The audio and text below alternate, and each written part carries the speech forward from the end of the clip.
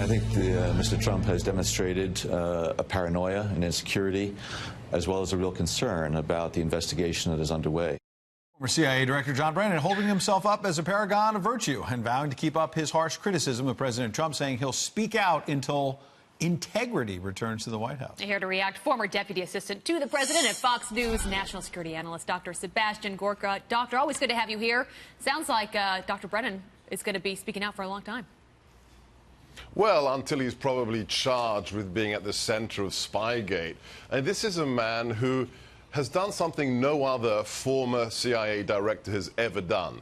Nobody has attacked a sitting president the way John Brennan does, in a way that undermines the integrity of the current government. He's actually feeding in to Russian propaganda and supporting people like Vladimir Putin with what he states, which shouldn't surprise anybody, because John Brennan has actually admitted, and this is the shocking thing, that at the height of the Cold War in 1976, he voted for Gus Hall, the Communist Party candidate for American president. That's when the Soviet Union was trying to destroy America. This man has a track record which clearly is unpatriotic and un-American. Doctor, maybe I'm naive, but I thought CIA directors of either party, you know, whether it was somebody nominated by President Bush or somebody nominated by President Carter, that they were supposed to be nonpartisan.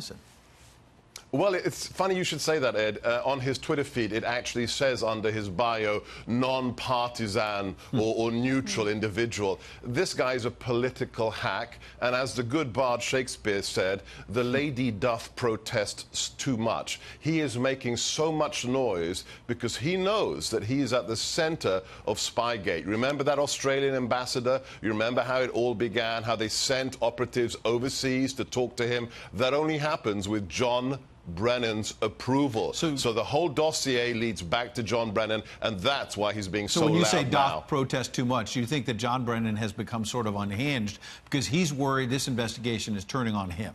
Oh, absolutely. Absolutely. We now know that this was an interagency operation. It included the CIA, the FBI, DNI. Clapper is trying to cover, but he's perjuring himself as well. But at the center of all of this is John Brennan, and that's why he's being so loud now. And John Brennan doesn't launch a political attack using the intelligence community against Donald Trump without President Obama's approval. So this is why the man is unhinged. Well, quickly, what about the morale and the decency of the agency that he ran? I mean, to Ed's point, saying at one point he was nonpartisan, or still claims to be. You've got 35,000 or more working at the FBI, thousands that work at the CIA. They don't ask which president they serve. They just serve the country. What does this do when you have people that led these places now speaking out so politically, basically putting their political opinions, their personal opinions, against the president? It does the same thing that Jim Comey has done to the FBI. One man manages to undermine the prestige of tens of thousands of others. Don't forget, not only was this man a former communist, John Brennan, when he came into the CIA, he never should have been let in with that track record. He wanted to be an operator. He wanted to be a case officer. He failed abysmally, became an analyst. And so when Obama made him the director of the CIA, he took his revenge, and he tried to make analysts run operations. It was a disaster. Thank the good Lord, Mike Pompeo took over and has saved the CIA, and now he's doing an amazing job as Secretary of State. So he's damaged the prestige, but we're getting it back. Brennan's not going anywhere. Yeah, Dr. Gorka, we appreciate you coming in. Good to see you. Thanks, Ed. Thanks, Abby.